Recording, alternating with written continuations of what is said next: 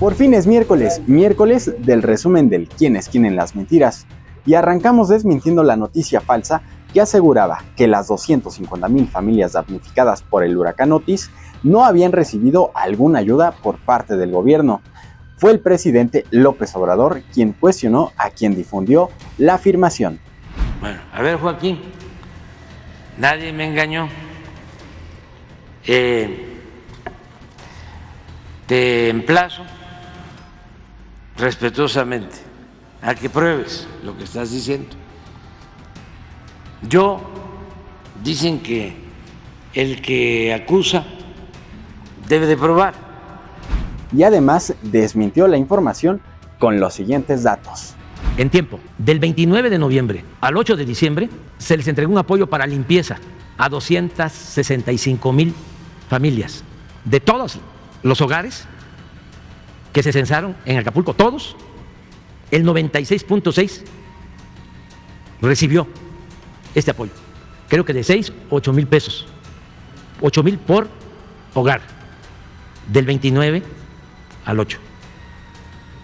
Luego, se empezaron a entregar los apoyos para la reconstrucción en dos partes. La primera etapa, del 9 al 18 de diciembre, a 313,000 familias, 313,000 hogares. De todos los damnificados, cobraron 97.4%. La segunda entrega, la última, del 20 de diciembre al 31 de diciembre. ¿Cuántos recibieron en esta fecha? 312,000 damnificados. Viviendas y locales. Cobraron 97.1%. También se desmintió que haya hospitales saturados al 100% en México por repunte de casos COVID. En el quién es quién en las mentiras se presentó Que no te cuenten, cápsula del noticiero Punto de Referencia, que desmiente punto por punto esa desinformación. Escuchémoslo. Que no te cuenten. Los hospitales en México no están saturados por casos de COVID-19. De nueva cuenta hay preocupación en el sector salud, pues se registran 16 hospitales llenos por COVID-19 en todo el país. COVID ha resurgido cuando pensamos que había dejado de ser un problema de salud. Nos encontramos ante nuevas variantes que están dominando el escenario. Estamos apenas empezando el periodo invernal y el número de casos no deja de crecer. El incremento pues ya se está reflejando también en nuestro país, donde este fin de semana hasta 16 hospitales del territorio se quedaron sin camas para atender a pacientes con esta enfermedad. Al efecto son 12 hospitales que se encuentran a su máxima capacidad, una situación que no se había visto en olas anteriores. Desde el viernes 12 de enero, medios de comunicación y comentaristas lanzaron una campaña de desinformación que señalaba que había un repunte de casos de COVID-19 en el país. Además, que los hospitales se encontraban saturados por pacientes con COVID, lo que es falso. La variante Pirola ha sido utilizada por varios medios de comunicación para argumentar la falsa saturación de hospitales. Y siguen creciendo los casos de COVID en México con la nueva variante llamada Pirola. Hay ya en todo el país 16 hospitales saturados con pacientes. Lo anterior es falso. La Secretaría de Salud Pública, a través de un comunicado del día 15 de enero, informó que según los datos de la Red de Infección Respiratoria Aguda Grave, IRAG, actualizados al 13 de enero, la ocupación de camas generales para pacientes con COVID-19 en el país era de 5% y las de camas con ventilador solo del 1%.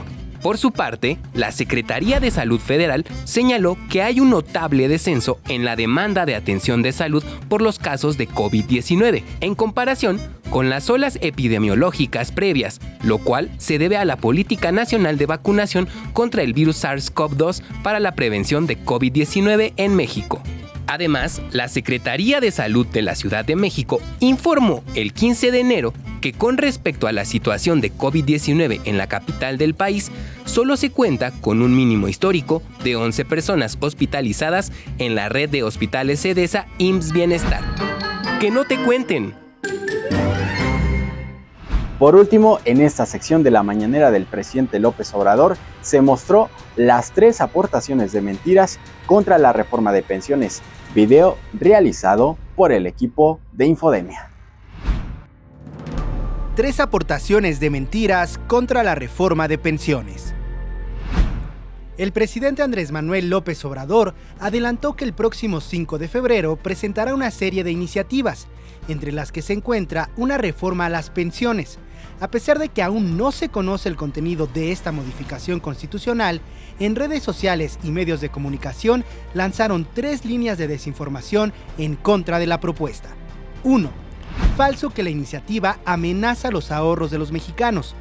Políticos de oposición y periodistas aseguraron sin ningún sustento que la propuesta facilitaría que el gobierno de México tomara el dinero de las pensiones y afores para financiar sus proyectos, poniendo en riesgo la jubilación de los mexicanos. Esto es falso. El presidente adelantó que la propuesta buscaría que los trabajadores reciban su sueldo completo al momento de jubilarse y no solo la mitad, como sucede en la actualidad. Incluso sería el gobierno de México quien aportara una parte del dinero de las jubilaciones. 2. Falso que sea una iniciativa electorera. Otra línea de desinformación aseguraba falsamente que la iniciativa tiene un trasfondo electoral y buscaría atraer el voto de los ciudadanos. Sin embargo, la jubilación de los trabajadores es un derecho contemplado en el artículo 123 de la Constitución Política de los Estados Unidos Mexicanos, junto con otras bases de seguridad social, por lo que el ejercicio de este derecho no puede ser condicionado ni usado de manera electoral. El 12 de enero, durante la conferencia matutina, el presidente adelantó que uno de los objetivos de la reforma sería revertir la reforma de Ernesto Zedillo de 1997 o Ley del Sistema del Ahorro para el Retiro, y la crisis de seguridad social que implica, al precarizar la jubilación de millones de trabajadores que como máximo podrán recibir el 50% del monto que recibían estando activos. 3. Falso que no existe dinero para financiar la propuesta. El presidente López Obrador aseguró que en su iniciativa de reforma a las jubilaciones, el gobierno de México va a ir aportando lo que no se ha aportado antes al Fondo de Ahorro de los Trabajadores, para que progresivamente se logre que el trabajador reciba, cuando se jubile, su sueldo íntegro, para que de esta manera se pueda reparar el daño que causaron las políticas neoliberales. Infodemia.